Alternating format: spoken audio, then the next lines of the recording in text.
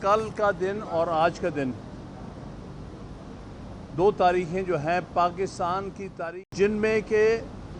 ایک آئینی امینڈمنٹ بظاہر پاس کی گئی ہے اور جس نے آئین کا حلیہ بگاڑ دیا،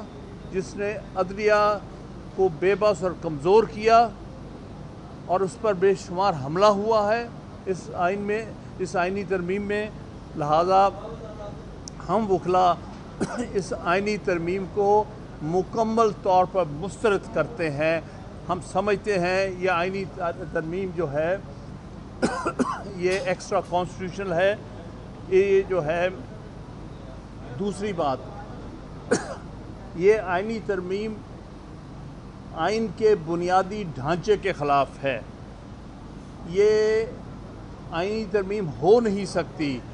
کیونکہ آئینی ترمیم کے لیے ضروری ہے کہ آئین کے بنیادی مقاصد اور بنیادی فیچرز اور بنیادی ڈھانچے کے مطابق ہو۔ یہ آئینی ترمیم بالکل اس کے برعکس ہے۔ یہ کم از کم دو بنیادی جو ڈھانچے کے اور فیچرز ہیں، یعنی انڈیپینڈنس آف جوڈیشری اور سیپریشن آف پاورز، اس کے برعکس ہے۔ اس کے بارے میں سپریم کورٹ کی 17 ججز کی ججمنٹ موجود ہے کہ ایسی ترمیم جو ہے وہ غیر آئینی سمجھی جائے گی اور وہ آئین کا حصہ نہیں بن سکتی، اور ان کے پاس اختیار ہے کہ اس کو اسٹرائک ڈاؤن کر دیں۔ تو اس لیے ہم وکلا آئین کے سپاہی ہوتے ہوئے ہم پر فرض ہے کہ ہم آئین کا تحفظ کریں، ہم اس کے تحت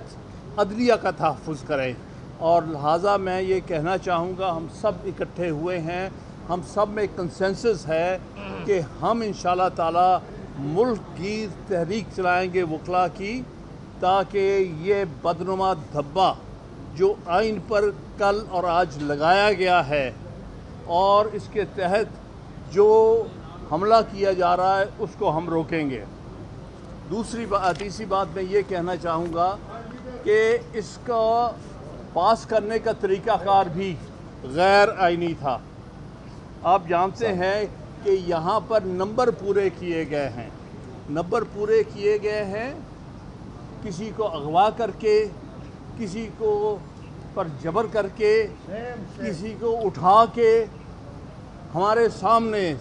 میرے سامنے سینٹ میں دو لوگ، ایک بیچارے کو اٹھا کے کراچی سے کہیں ویل چیئر پہ لے کے آئے ہیں، ایک خاتون کو اسی طرح سختی کر کے لے آئے ہیں۔ تو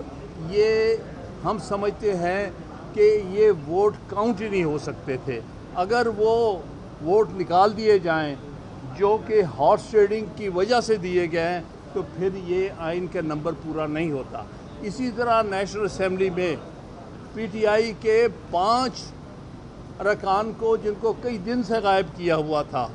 کہیں چھپا کے رکھا ہوا تھا، ان کے رشتہ داروں کو اٹھایا جا رہا تھا، ان کو کل لایا گیا اور ان کے 5 ووٹوں سے کہیں جا کے 1 نمبر سے ان کا نمبر پورا ہوا۔ اس لیے اگر وہ 5 بھی کاؤنٹ نہیں ہو سکتے، اسی طرح سینٹ میں جو 2 بی این پی کے جو ممبر ہیں، جس کو اختر مینگل صاحب نے یہ کہا تھا کہ یہ ووٹ نہیں دیں گے، وہ بھی آئین کے برخلاف ہوا ہے۔ اور اس میں بہت افسوسناک بات یہ ہے کہ اس میں قاضی صاحب کا، موجودہ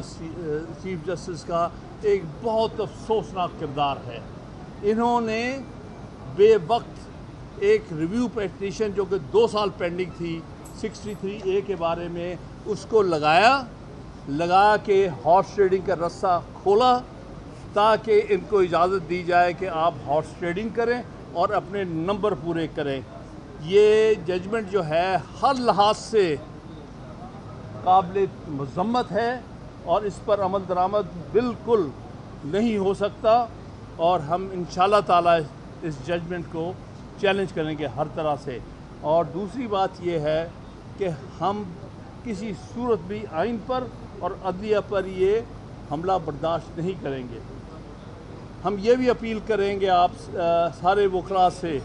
25 تاریخ کو موصوف यहाँ से रुखसत हो रहे हैं, वो दिन मैं समझता हूँ पाकिस्तान में वकला यौम निजात के तौर पर मनाएंगे इंशाअल्लाह ताला, क्योंकि आइन पर सबसे बड़ा हमला और अदलिया पर सबसे बड़ा हमला सारी तारीख में जो हुआ है वो इनकी सदारत में और इनके शमूलियत से हुआ है। अगर ये रस्ते ना दिखाते उनको तो ये नहीं हो सकता था। सारे पाकिस्तान में वकला से हम सब मिलके, हमारा कंसेंसस है, अपील करेंगे। अगली बात, हम एक नेशनल एक्शन कमेटी बना रहे हैं ये तहरीक चलाने के लिए, जिस तरह हमने 2007 में बनाई थी, जिस तरह हमने 2002 में बनाई थी LFO के अगेंस्ट, और जिस तरह चीफ जस्टिस के ख़िलाफ़ जो इक़दाम हुए थे 2007 में, उसके ख़िलाफ़ इसी तरह आज फिर ऐसा मामला है जिसमें आइन और कानून की धज्जियाँ उड़ रही हैं। हम एक एक्शन कमेटी बनाएंगे जिसमें हाई कोर्ट बार एसोसिएशन के सारे सदूर होंगे, जिसमें पाकिस्तान बार काउंसिल के मेंबर्स होंगे, जिनमें सुप्रीम कोर्ट बार एसोसिएशन के साबका सदूर होंगे, जिसमें और बार काउंसिल, सारी बार काउंसिल्स के नुमाइंदे होंगे, सूबाई बार काउंसिल्स के, जिसमें एक्टिविस्ट होंगे जो पहले ऑफिस होल्डर रहे हैं, और हम फाइनलाइज जल्द करके इंशाल्लाह उनकी मीटिंग कॉल करके एक सारे पाकिस्तान में कॉल देंगे कि हमने ये मूवमेंट कैसे आगे लेके जानी है। और इसमें हमने human rights societies, civil society और भी जो लोग एक्टिविस्ट हैं, क्योंकि आपने देखा होगा आज बहुत लोगों ने इसको कंडेम किया है वकला के अलावा, लेकिन चूँकि हरावल दस्ता वकला है, क्योंकि आइन का तहफ़्फ़ुज़ करना हमारा पहला फ़र्ज़ है, अदलिया को तहफ़्फ़ुज़ देना हमारा पहला फ़र्ज़ है, लेकिन हम साथ साथ उम्मीद करेंगे कि हमारी अदलिया भी, अगर वो इस वक्त आइन के लिए, अपनी हिफाजत के लिए, अपने आप को डिफेंड करने के लिए नहीं खड़े होंगे तो उनके नताइज सबसे ज़्यादा इन्हें भुगतने पड़ेंगे। लिहाजा मैं एक्सपेक्ट करता हूँ कि 25 तारीख को इस शख्स के जाने के बाद कोई इंशाअल्लाह ताला अदलिया अपने तहफ़्फ़ुज़ के लिए काम करेगी। एक बात और आखिर में करूँगा कि हम सब वकला बिलीव करते हैं सीनियरिटी प्रिंसिपल पर। हम नहीं मानेंगे